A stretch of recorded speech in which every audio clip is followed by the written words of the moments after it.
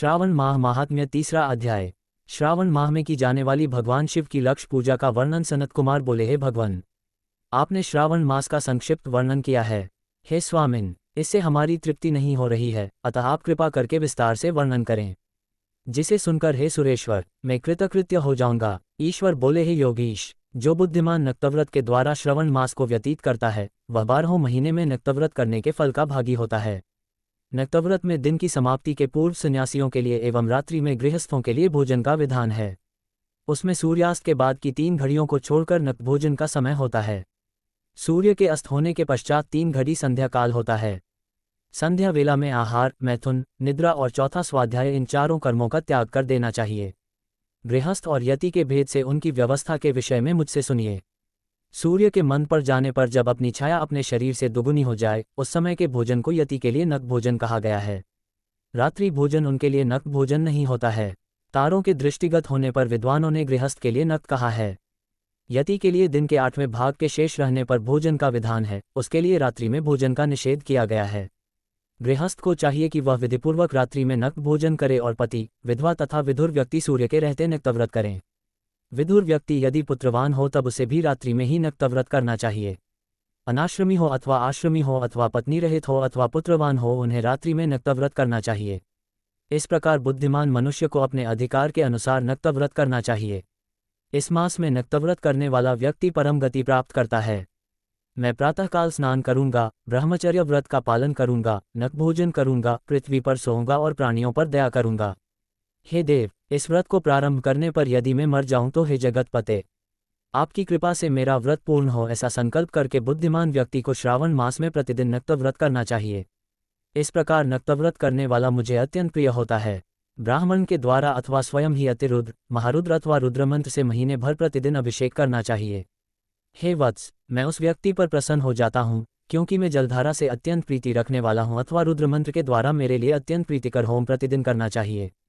अपने लिए जो भी भोज्य पदार्थ अथवा सुखोपभोग की वस्तु अतिप्रिय हो, संकल्प करके उन्हें श्रेष्ठ ब्राह्मण को प्रदान करके स्वयं महीने भर उन पदार्थों का त्याग करना चाहिए। हे मुने, अब इसके बाद उत्तम लक्ष्य पूजा विधि को सुनिए।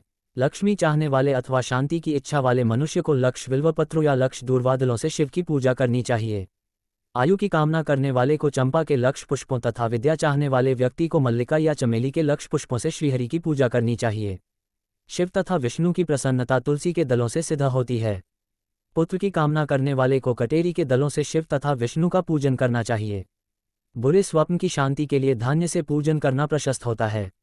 देव के समक्ष निर्मित किए गए रंगवल्ली आदि से विभिन्न रंगों से रचित पद्म, स्वास्तिक और चक्र आदि से प्रभु की पूजा करनी चाहिए। इस प्रकार सभी मनोरथों की सिद्धि के लिए सभी प्रकार के पुष्पों से यदि मनुष्य लक्ष्य पूजा करे तो शिवजी प्रसन्न होंगे। तत्पश्चात उद्यापन करना चाहिए, मंडप निर्माण करना चाहिए और मंडप के त्रिभाग परिमाण में वेदिका बनानी चाहिए। तदनंतर पुण्याहवाचन करके आचार्य का वरण करना चाहिए और उस मंडप में प्रविष्ट होकर गीत तथा वाह्य के शब्दों और तीव्र वेदध्वनि से रात्रि में जागरण करना चाहिए। वेदिका के ऊपर उत्तम लिंग तो भद्र बनाना चाहिए और उसके बीच में चावलों से सुंदर कैलाश का निर्माण करना चाहिए। उसके ऊपर तांबे का अत्यंत चमकीला तथा पंचपल्लवयुक्त कलश स्थापित करना चाहिए और उसे रेशमी वस्त्र से वेष्टित कर देना चाहिए। उसके ऊपर पार्वती पति शिव की सुवर्णमय प्रतिमा स्थापित करनी चाहिए। तत्पश्चात पंचामृत पूर्वक धूप, दीप तथा नैवेद्य से उस प्रतिमा की पूजा करनी चाहिए और गीत, वाद्य, नृत्य तथा वेद, शास्त्र तथा पुराणों के पाठ के द्वारा रात्रि में जागरण करना चाहिए। इसके बाद प्रातःकाल भली भांति स्नान करके पवित्र हो जाना चाहिए और अपनी शाखा में निर्दिष्ट विधान के अनुसार वेदिका निर्माण करना चाहिए। तत्पश्चात मूल मंत्र से या गायत्री मंत्र से या शिव के सहस्त्रनामों के द्वारा तिल तथा घृत मिश्रित खीर से होम कराना चाहिए अथवा जिस मंत्र से पूजा की गई है उसी से होम करके पूर्णाहुति डालनी चाहिए। इसके बाद वस्त्र, अलंकार तथा भूषणों से भली भांति आचार्य का पूजन करना चाहिए। तत्पश्चात अन्य ब्राह्मणों का पूजन करना चाहिए और उन्हें दक्षिणा देनी चाहिए। जिस जिस वस्तु से उमापति शिव की लक्ष्य पूजा की हो उसका दान करना चाहिए। स्वर्णमयी मूर्ति बनाकर शिव की पूजा करनी चाहिए। यदि दीपकर्म किया हो तो उस दीपक का दान करना चाहिए। चांदी का दीपक और स्वर्ण की वर्तिका अर्थात बत्ती बनाकर उसे गोघृत से भरकर सभी कामनाओं और अर्थ की सिद्धि के लिए उसका दान करना चाहिए। इसके बाद प्रभु से क्षमा प्रार्थना करनी चाहिए और अंत में 100 ब्राह्मणों को भोजन कराना चाहिए। हे मुने, जो व्यक्ति इस प्रकार पूजा करता है मैं उस पर प्रसन्न होता हूँ। उसमें भी जो श्रावण मास में पूजा करता है उसका अनंत फल मिलता है। यदि अपने लिए अत्यंत प्रिय कोई वस्तु मुझे अर्पण करने के विचार से इस मास में कोई त्यागता है तो अब उसका फल सुनिए। इस लोक में तथा परलोक में उसकी प्राप्ति लाख गुना अधिक होती है।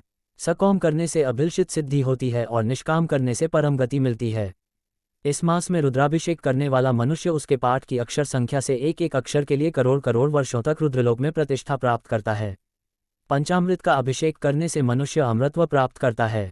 इस मास में जो मनुष्य भूमि पर शयन करता है उसका फल भी मुझसे सुनिए।